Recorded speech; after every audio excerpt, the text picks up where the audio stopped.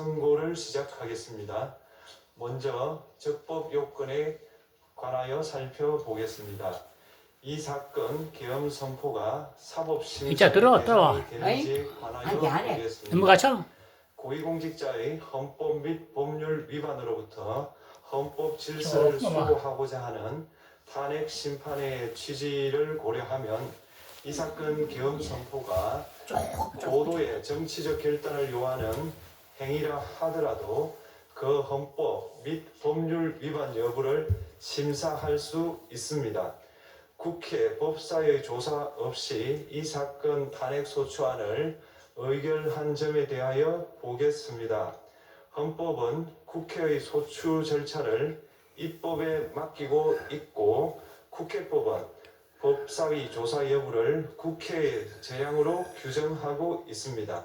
따라서 법사위의 조사가 없었다고 하여 탄핵소추 의결이 부적법하다고 볼 수 없습니다.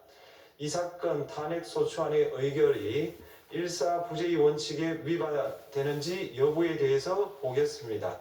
국회법은 부결된 안건을 같은 회기 중에 다시 발의할 수 없도록 규정하고 있습니다.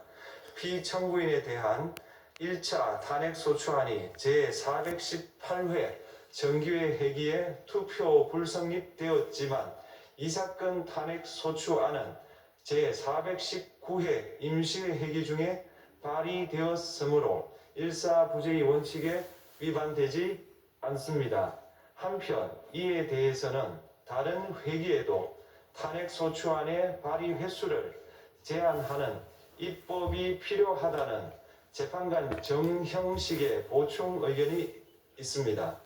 이 사건 계엄이 단시간 안에 해제되었고 이로 인한 피해가 발생하지 않았으므로 보호이익이 헌결되었는지 여부에 대해서 보겠습니다.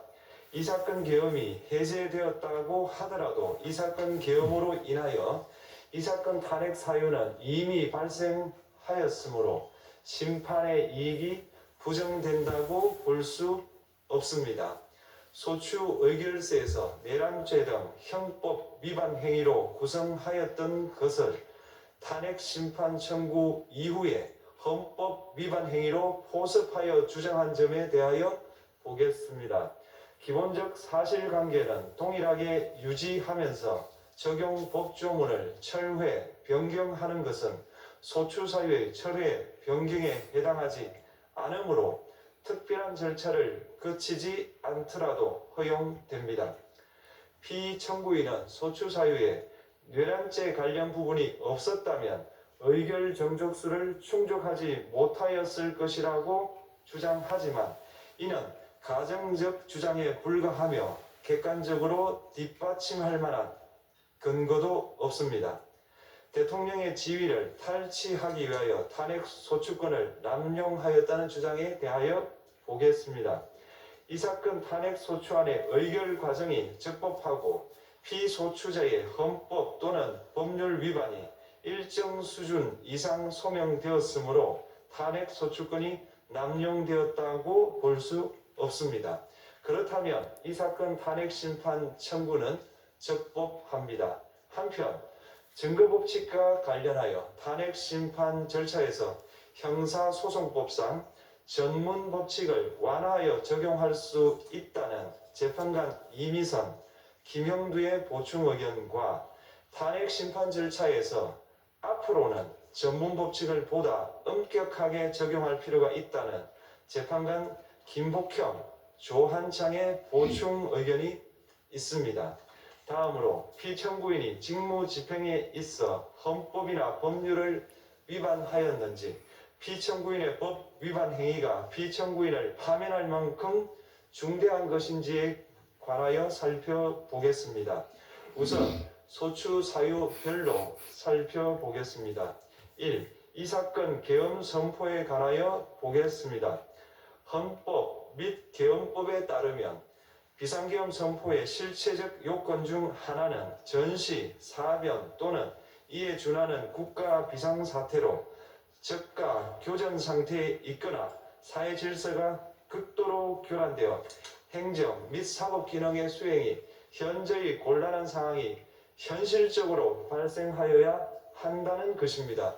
피청구인은 야당이 다수 의석을 차지한 국회의 이례적인 탄핵소추 추진, 일방적인 입법권 행사 및 예산삭감 시도 등의 전횡으로 인하여 위와 같은 중대한 위기사항이 발생하였다고 주장합니다. 피청구인의 취임 후 이 사건 계엄 선포 전까지 국회는 행안부 장관, 검사, 방통위위원장, 감사원장 등에 대하여 총 22건의 탄핵소추안을 발의하였습니다. 이는 국회가 탄핵소추 사유의 위헌, 위법성에 대해 숙고하지 않은 채 법 위반의 의혹에만 근거하여 탄핵심판 제도를 정부에 대한 정치적 압박 수단으로 이용하였다는 우려를 낳았습니다. 그러나 이 사건 계엄 선포 당시에는 검사 1인 및 방통위위원장에 대한 탄핵심판 절차만이 진행 중이었습니다.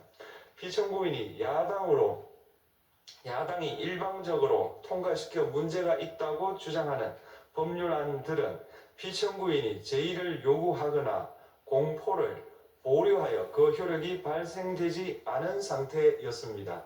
2025년도 예산안은 2024년 예산을 집행하고 있었던 이 사건 계엄 선포 당시 상황에 어떠한 영향을 미칠 수 없고 위 예산안에 대하여 국회 예결특위의 의결이 있었을 뿐 본회의의 의결이 있었던 것도 아닙니다. 따라서 국회의 탄핵소추, 입법, 예산안 심의 등의 권한 행사가 이 사건 계엄 선포 당시 중대한 위기 상황을 현실적으로 발생시켰다고 볼 수 없습니다.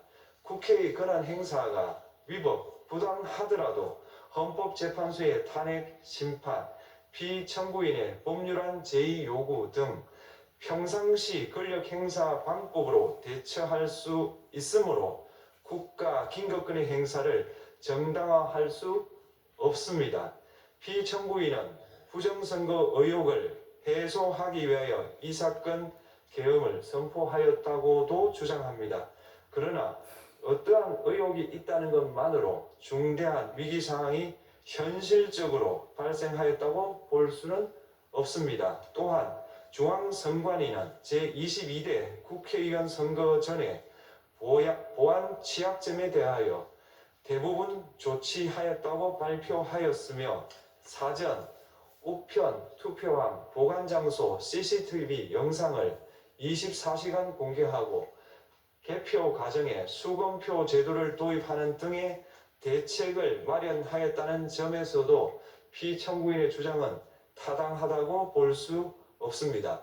결국 피청구인이 주장하는 사정을 모두 고려하더라도 피청구인의 판단을 객관적으로 정당화할 수 있을 정도의 위기 상황이 이 사건 계엄 선포 당시 존재하였다고 볼 수 없습니다. 헌법과 계엄법은 비상계엄 선포의 실체적 요건으로 병력으로서 군사상의 필요에 응하거나 공공의 안녕질서를 유지할 필요와 목적이 있을 것을 요구하고 있습니다.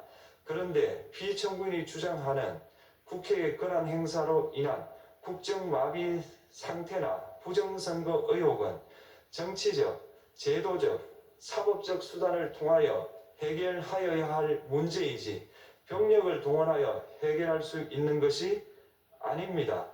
피청구인은 이 사건 계엄이 야당의 전횡과 국정위기 상황을 국민에게 알리기 위한 경고성 계엄 또는 호소형 계엄이라고 주장하지만 이는 계엄법이 정한 계엄 선포의 목적이 아닙니다. 또한 피청구인은 계엄 선포에 그치지 아니하고 군경을 동원하여 국회의 권한 행사를 방해하는 등의 헌법 및 법률 위반 행위로 나아갔으므로 경고성 또는 호소형 계엄이라는 피청구인의 주장을 받아들일 수 없습니다. 그렇다면 이 사건 계엄 선포는 비상계엄 선포의 실체적 요건을 위반한 것입니다.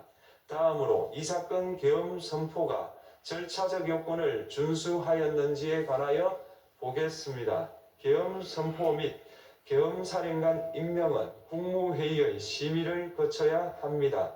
피청구인이 이 사건 계엄을 선포하기 직전에 국무총리 및 9명의 국무위원에게 계엄 선포의 취지를 간략히 설명한 사실은 인정됩니다.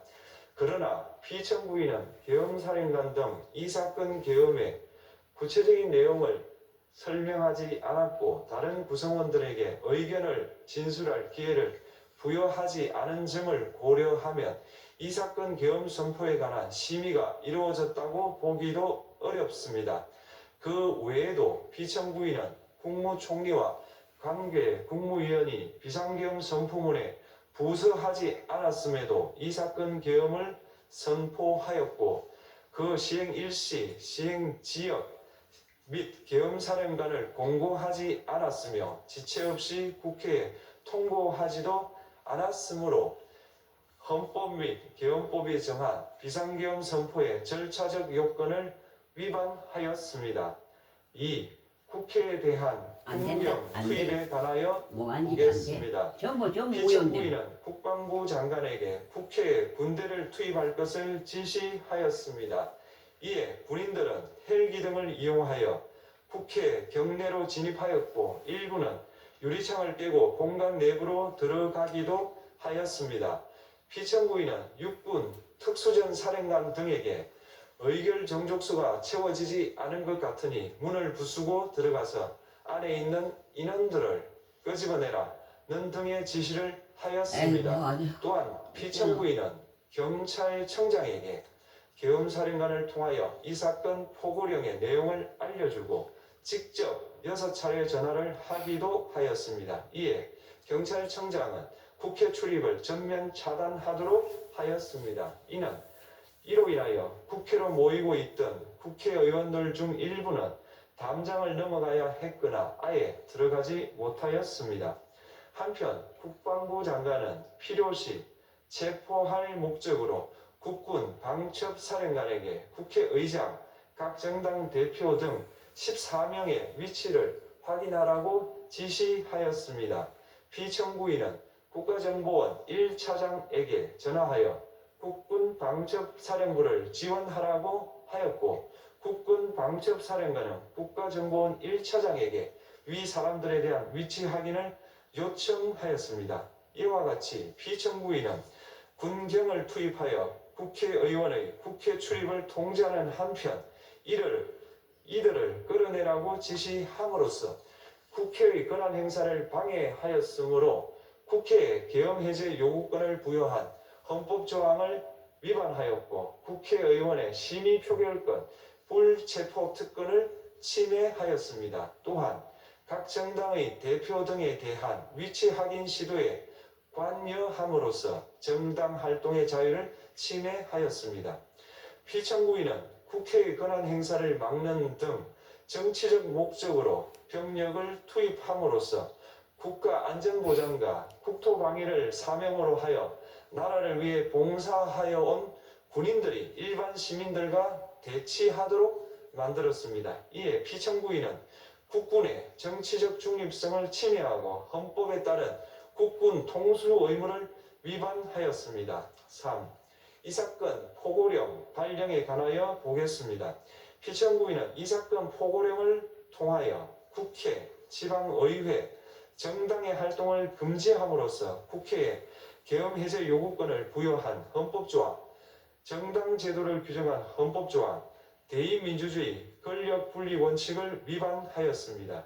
비상계엄 하에서 기본권을 제한하기 위한 요건을 정한 헌법 및 계엄법 조항, 영장주의를 위반하여 국민의 정치적 기본권, 단체 행동권, 직업의 자유를 침해하였습니다. 4. 중앙선관위에 대한 압수수색에 관하여 보겠습니다.